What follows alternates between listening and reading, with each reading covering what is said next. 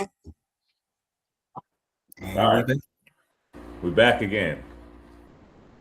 Said Jay Green, B-Rad's place.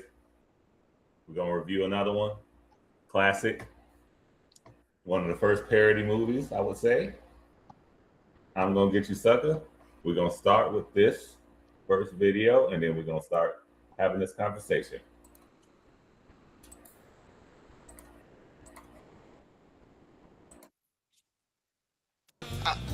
I lied.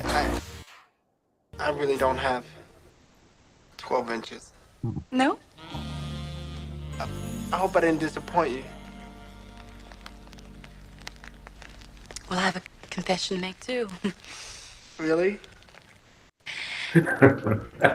My eyes aren't really green.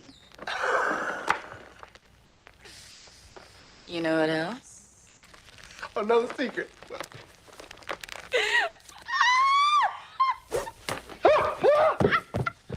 this is nice in the summer. Oh, wait. I am glad to get these off. No, not that. Not the tits. Please tell me. They're not even the right color. This voluptuous ass of mine.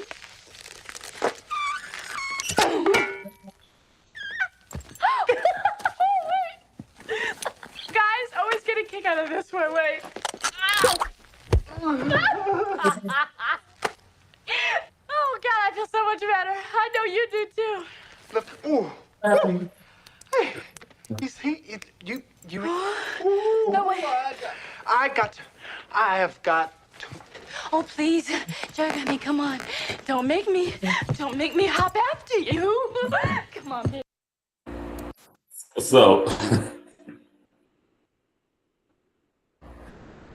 the funny thing about that scene, I'm going to go to my questions after we talk real quick, but the funny thing about that scene is that's modern times now. Yeah, that is not funny. That's a sad point. That is not funny at all. Every single thing that was fake on her is now available for purchase. That's crazy. Yeah. They This kind of was pulled like us. what, the mid '90s. This movie came out. Man, that's 80s, bro. I think that's the 80s. 80s. Wow. I think it's the 80s. Like that came out in the 80s, and it's like everything just kind of came true. Yeah. At least they look better. Wow. Some of them. Yeah. So, all right. So, anyway, I want to start here, though, y'all. Gut reaction on this movie. Like, before we start having real conversations about it, like your first view of the movie as a child, what were your thoughts on it? Your rankings of it? What were your thoughts? You can go first, Jeremy. Just give your initial thoughts of the movie.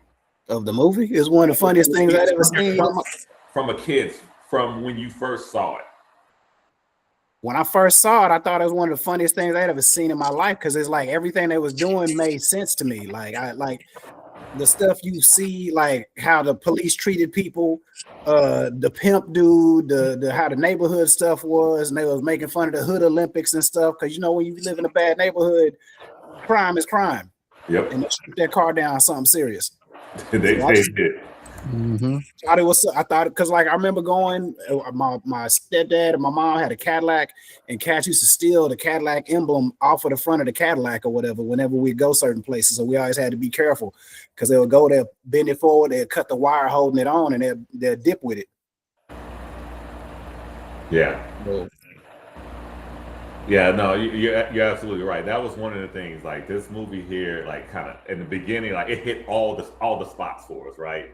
It was funny as hell. It had everybody in it, like, and even though at that time we didn't even know who half of these folks were, right? You know, but hell, like Kadeem Hardison's in it, like, and I where this was in relationship to Different World, like right before I think. Huh? I think it was just before.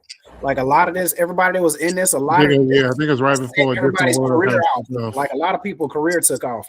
Yeah. And it was also our introduction to the Waynes too, right? To them as a family, like well, Hollywood Shuffle. There you go. There you go. That's when I figured out who they were, and then Living Color came right after this. Yep. But this movie, like, we'll get into this later, man. Because me and my boys used to watch this all the time. There's so many quotes from this fucking movie that we just Junebug loves swings. Said, give me a push. Shut your ass. But anyway, Sid, what were your initial thoughts? Yeah, I mean, y'all touched on it. I mean, it hit pretty much everything of my surroundings growing up as well. So, and it was hilarious. Like my folks never showed it to us, but it was like some of the old heads in the neighborhood that would always watch it.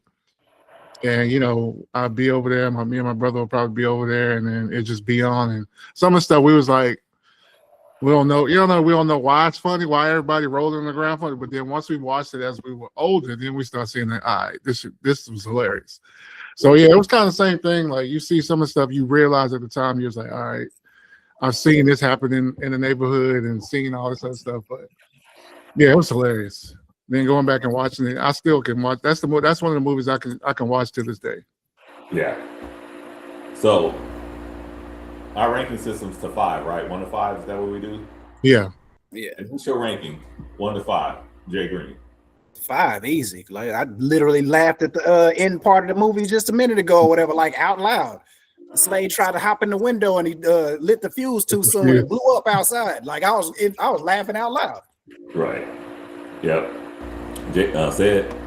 Yeah, it's 5 for me, man. My favorite scene is always gonna be the Huggy Bear scene. Yeah. Them shoes broken, everybody was That's always gonna be my favorite scene. Oh man, you trying to run down the the fish dead? Put the fish dead in the shoes? Yeah. Yes. Oh man, hey, the funny part was, Huggy came out of jail. He thought he was doing it too, though. The people just kept getting louder. They kept saying stuff, and it kept getting louder and louder. And all of a sudden, he started trying to run. I was like, "Uh-oh." And the funny part about him, you talking about him running, Jay Green, that was another piece, right, that you don't notice as a kid. Marlon Wayans, I don't know if Sean Wayans, but Marlon Wayans was one of the kids chasing him when he was running. Mm-hmm. They always put the whole family in there. That's what I liked about them. They made sure, like, at some point in their careers, they always brought along somebody from the family. Even the lineage now, like some of the younger kids, some of their kids are now in a lot of the productions that they do. So yeah. Hey, the sister was in the bar singing terrible before the little scene you just showed us or whatever. It was awful. It was hilarious. Yeah. And then they called it out, talking about, so that's the director's sister.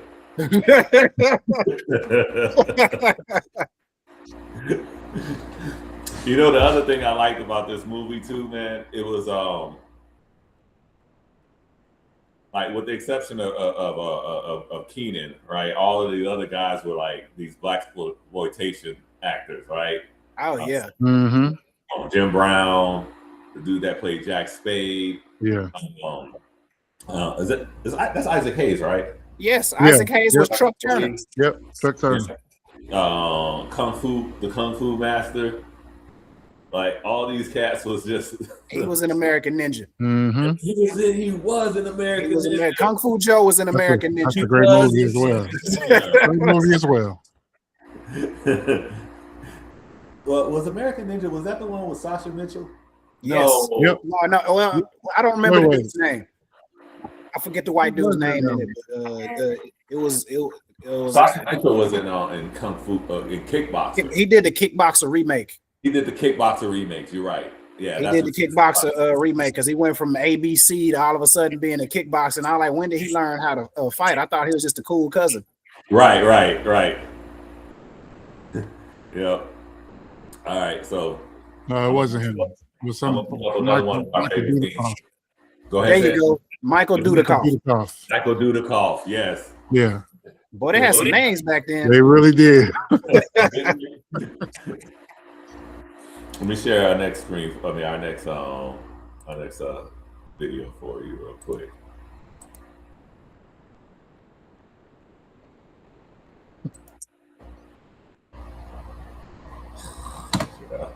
Hold on.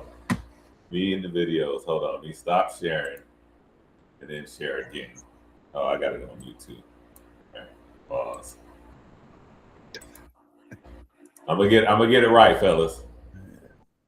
Take your time, brother.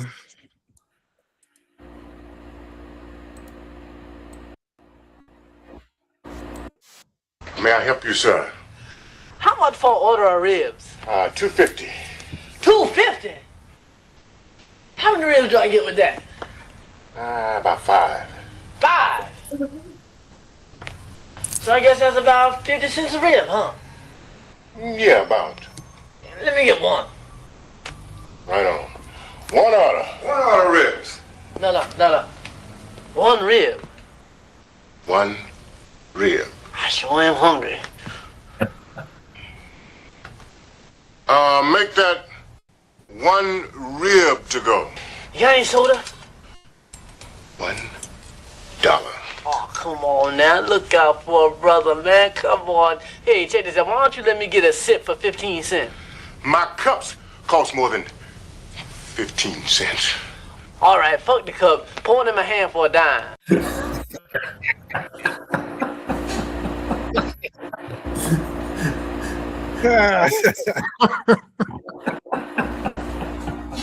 First time I had ever seen Chris Rock. Yeah. Dog. That was before Pookie, right? Yeah. Yeah. That was way before New Jack City. Oh man. That nigga killed that. But they discovered a lot of talent. Yeah. They were putting people out like left and right. Yeah, man. In them movies and in Living Color, they discovered a lot of people.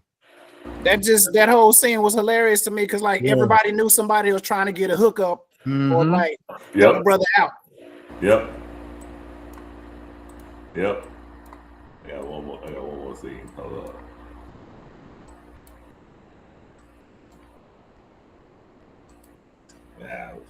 This ain't it. My bad, yo. This scene specifically for you, Jay Green. Uh-oh. This scene specifically for you.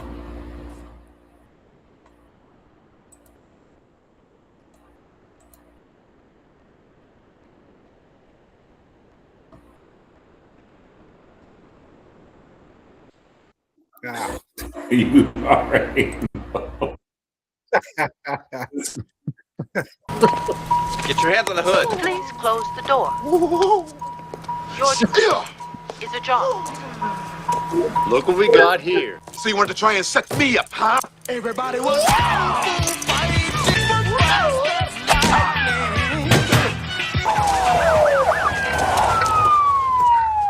So, just you 57 punks against Kung Fu Joe, master of karate, Kung Fu, Jiu-Jitsu, and all other shit you ain't never heard of.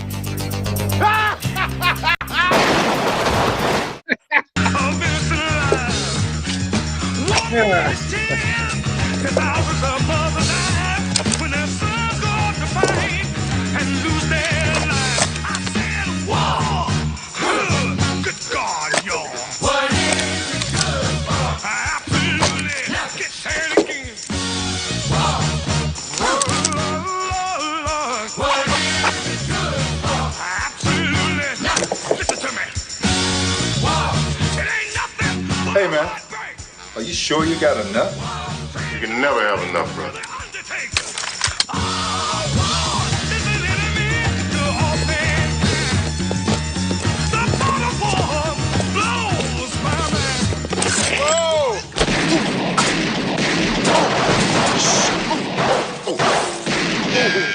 Oh, Jesus. My nuts.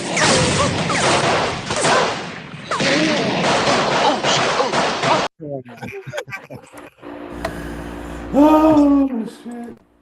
The Kung Fu Joe was for me. The Isaac Hayes was for Sid. Yeah.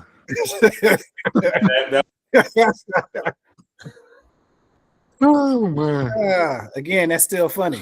And then the funny part was my man Kung Fu Joe makes it to a phone.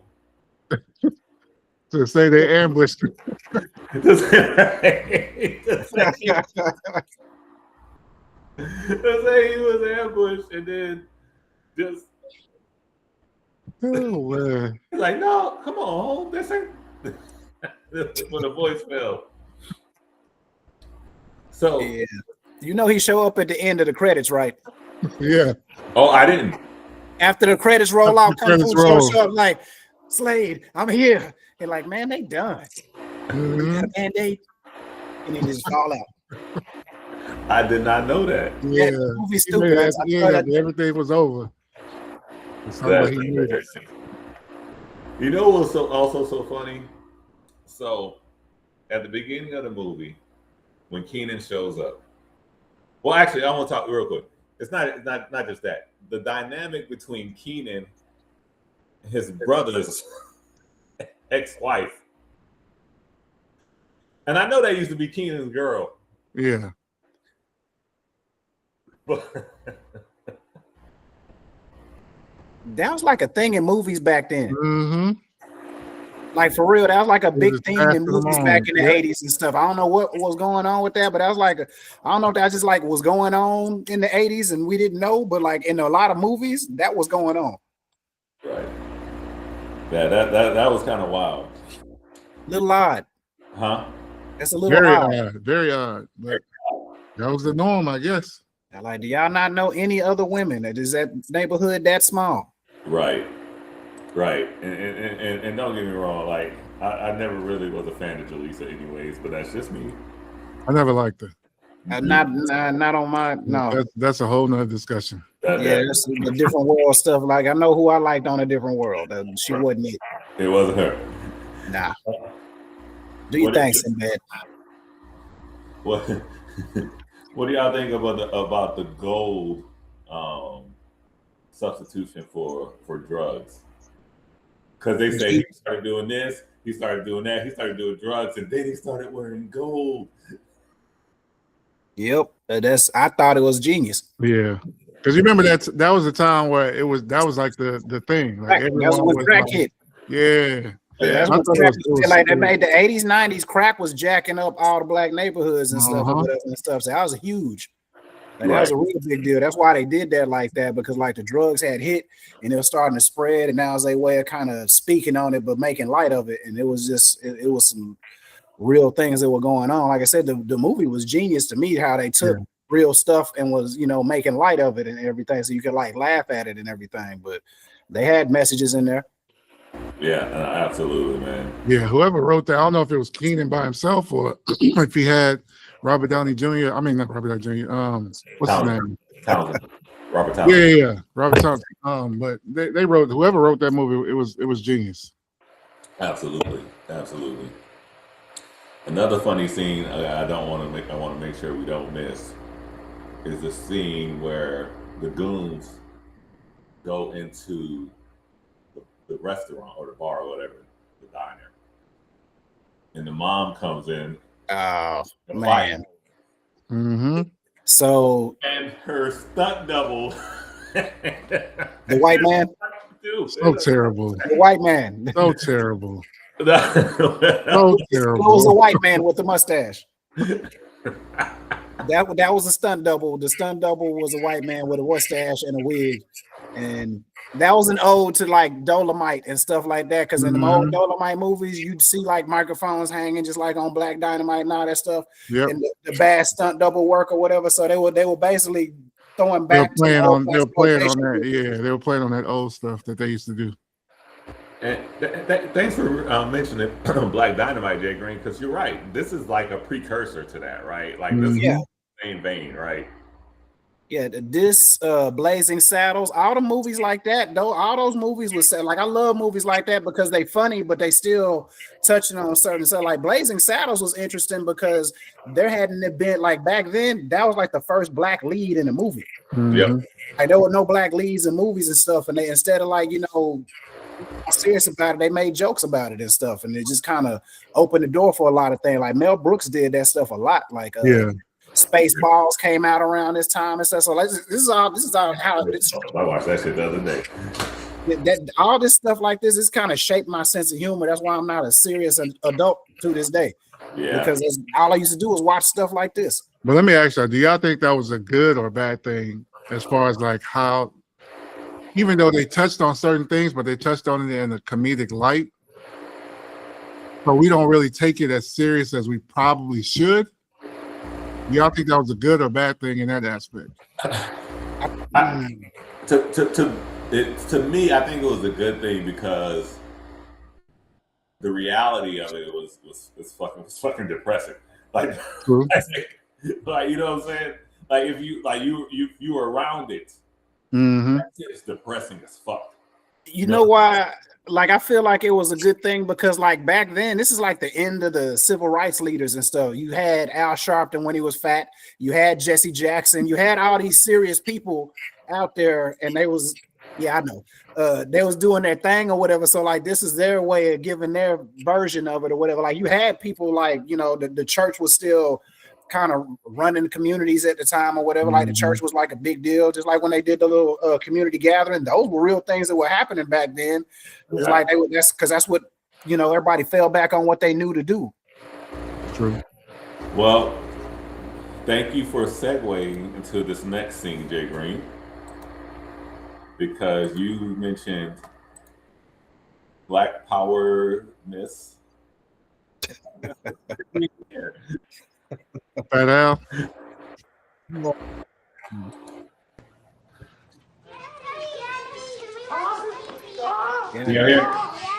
Yeah. Oh, great Black King, I finished my homework.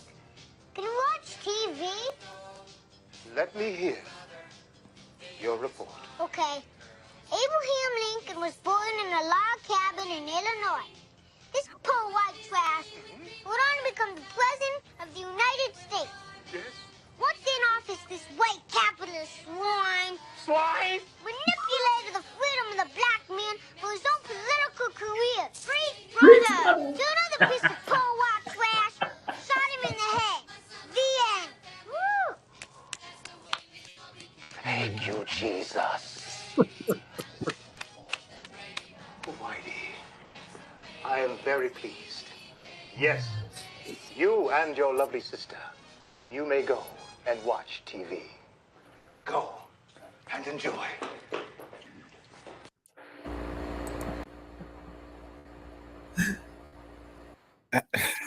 Thank you, Jesus. That took me No, out. that's Oh man.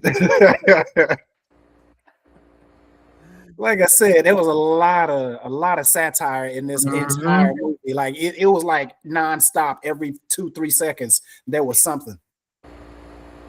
yeah, it was And a lot of running jokes. The running jokes throughout the window of the stairs.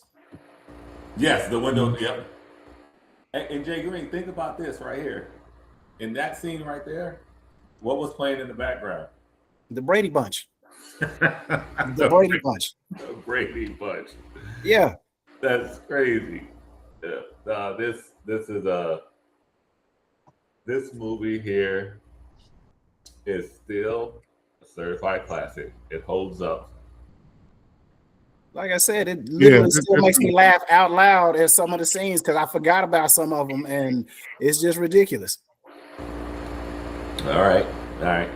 So with these movies, I want to do this, guys, because I think, I'm going to make the assumption y'all can tell me if anything's changed since the beginning of the call. But I'm assuming y'all's ranking from the beginning of the call was the same.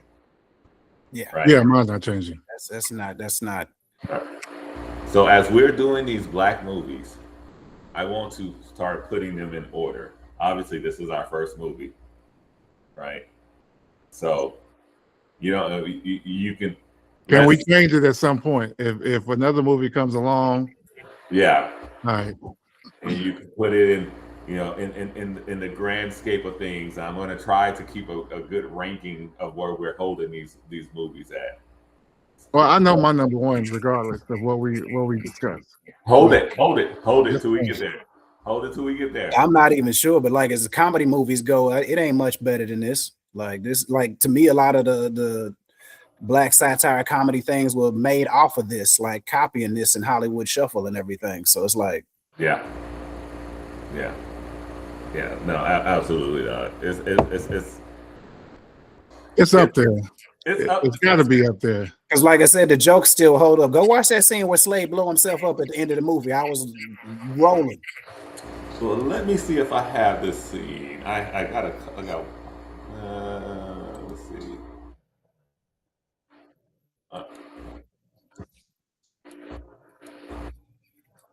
Hold on. I just want y'all to see this one little clip real quick. It's not even the whole. We don't even have to see the whole thing of it. I just like this part. This nigga Keenan.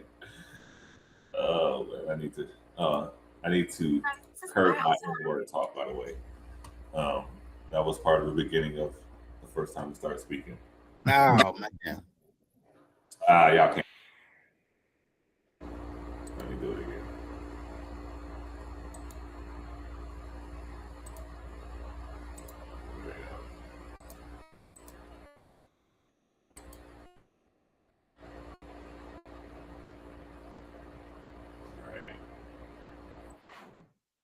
I remember when you wasn't so tough. I remember when you was always calling for your mama. Like the time when that little Lois Mitchell girl was kicking your ass. Up and down. Up and down, up and down the schoolyard. All I could hear was, Mama, Mama. Oh, yeah. And the time when that Evans family, those little midgets, was chasing you home, but you didn't want to give them the lunch money? I could hear your punk ass calling me a half a mile away. Mama, help me. Mama, help me. Punk ass. They're not midgets when it's a bunch of them. It's a gang. The Evans midgets is crazy. And he ran into him later. He did. and then called out Lois Mitchell as he was fighting the Evans twins or the Evans midgets. Yeah. Yeah. So hilarious movie, y'all. Any closing comments on I'm Gonna Get You, Sucker?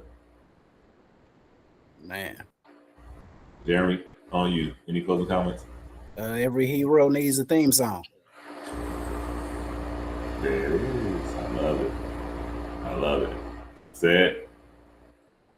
Nah, man, just a classic all around. Anybody that don't like this movie, they don't like life.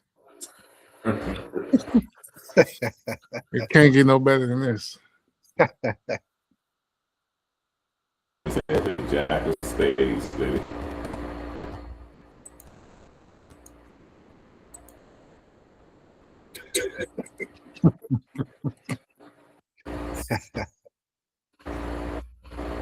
And we are done.